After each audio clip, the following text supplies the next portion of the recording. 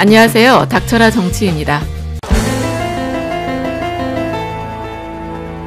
어제 13일 열린 국회 본회의에서 검경 수사권 조정 법안이 통과가 되면서 국민들 입장에서 보면 아주 엄청난 변화가 예고되고 있어요.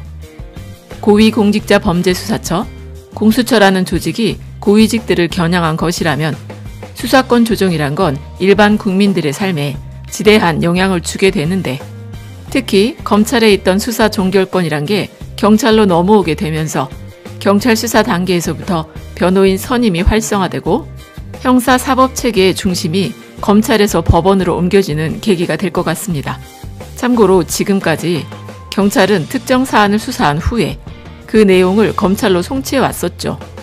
그래서 해당 사안을 처벌할 것인가 재판으로 넘기게 될지는 오직 검찰에 의해 결정이 되는 구조였는데, 경찰에서 무혐의로 판단할 경우엔 그 사건을 그대로 종결할 수 있게 된다는 겁니다. 물론 사건과 관계된 고소인이나 고발인 쪽에서 경찰의 결정에 동의를 하지 않으면 그 사건은 검찰로 송치가 됩니다. 그러니까 그런 규정의 변화로 경찰의 수사 단계에 변호인 선임이 활성화될 거란 전망이라는 것이죠. 지금까지는 경찰 조사를 받아도 검찰에서 재차 조사를 받기 때문에 기소권이 있는 담당 검사 등을 보고서 변호인을 선정하는 경향이 많기는 했지만, 이제는 고소, 고발을 당해도 경찰에서 무혐의 처분을 받게 된다면 검찰 조사를 받을 필요가 없어지는 거니까 그만큼 수사 초기 대응이 중요해지는 겁니다.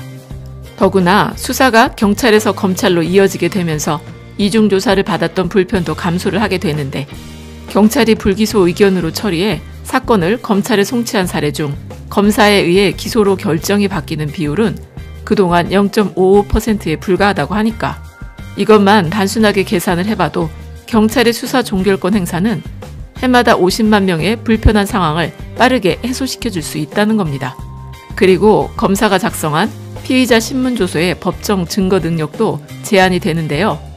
지금까지의 수사구조에서는 검찰 조사를 받을 때 자백을 한 것은 유죄라는 공식이 성립을 했지만, 하지만 앞으로는 피고인이 검찰 조사 때 말한 내용을 법정에서 뒤집을 경우엔 자백이 담긴 피의자 신문조서는 더 이상 증거로 인정하지 못한다는 겁니다.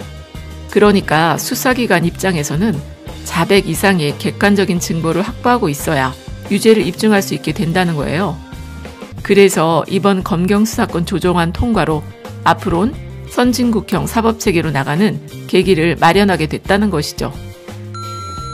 그리고 이 수사권 조정안은요, 검찰과 경찰의 관계를 지휘에서 협력으로 규정하고 있는데, 그래서 정보력이 가장 강한 경찰이 검찰 통제에서 벗어나게 되면서 시민들의 인권 침해 같은 부작용 발생을 우려하는 목소리도 많은 것 아니겠습니까?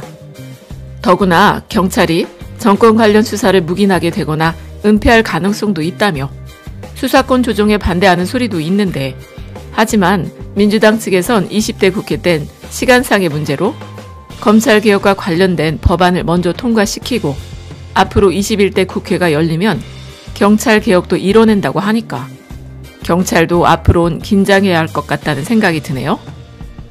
그리고 문재인 대통령께서 오늘 아침에 신년 기자회견을 하시며 지난주에 있었던 검찰 고위급 간부 인사에 대해서 수사권은 검찰에 있지만 인사권은 장관과 대통령에게 있다.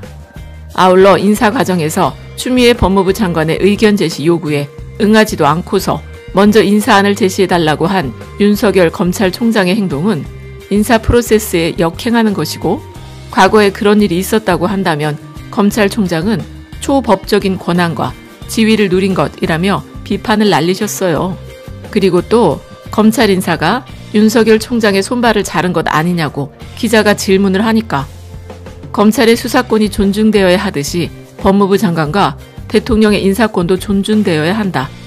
보도에 의하면 법무부 장관이 먼저 인사안을 만들어 보여줘야만 의견을 제시할 수 있다고 했다는 것인데, 그건 인사 프로세스에 역행되는 것이고, 인사에 관한 의견을 말해야 할 검찰총장이 제3의 장소로 명단을 가져와야만 할 수 있겠다고 한 것도 인사 프로세스에 역행되는 것이라고 생각한다고 밝히시면서, 과거에 그런 일이 있었는지는 모르겠다. 과거에 그런 일이 있었다면 그야말로 제가 말씀드린 초법적인 권한과 지위를 누린 것이다. 아마도 과거 검찰총장과 법무부 장관이 검찰 선후배였던 시기에 그때는 서로 편하게 때로는 밀실에서 의견 교환이 이루어졌을지 모르겠지만 하지만 이제는 달라진 세상인 만큼 내용은 공개되지 않더라도 검찰총장의 인사 개진과 법무부 장관 제청은 투명하게 이루어져야 한다고 비판하셨습니다. 그리고 또 이번 검찰 고위급 인사건으로 윤석열 총장을 평가하고 싶지는 않다고도 했어요. 그러니까 도대체 이 말이 무슨 말인지 윤석열 검찰총장이 TV로 봤다면 도무지 이해하기 어려운 거 아니겠습니까? 아니 사표 쓰고 나가라고 하시는 건지 아니면 앞으로 잘하라고 하시는 말인지 알쏭달쏭하니까. 하지만 검찰총장이 상관인 법무부 장관이 불러도 오지를 않고서 오히려 인사자료를 가지고 제3의 장소로 오라고 한 것은 인사 프로세스를 역행하는 거라고 아주 단호하게 비판을 하셨으니 이쯤이면 뭐 말 안 해도 알아들어야 하는 것 같다는 생각이 드네요. 아니 검찰의 수사권이 그렇게 존중받아야 한다면 상관인 법무부 장관과 대통령의 인사권은 존중받지 않아도 된다는 겁니까?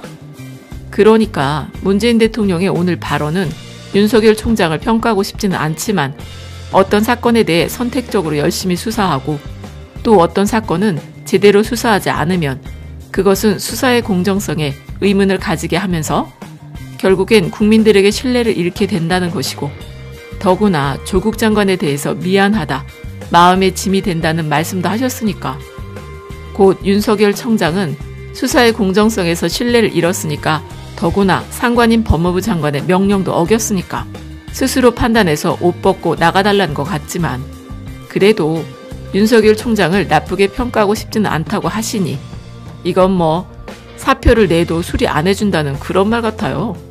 그러니까 윤석열 청장 입장에서는 앞으로 항명도 못하지 도망도 못 가지 그렇다고 검찰개혁에 앞장서게 되면은 검찰 내부에서도 왕따가 될 테니 한마디로 울고 싶어도 울지 못하는 바로 사면초가 상황에 빠졌다는 것이죠. 끝까지 들어주셔서 감사드리고 좋은 의견 댓글로 많이 남겨주세요. 고맙습니다.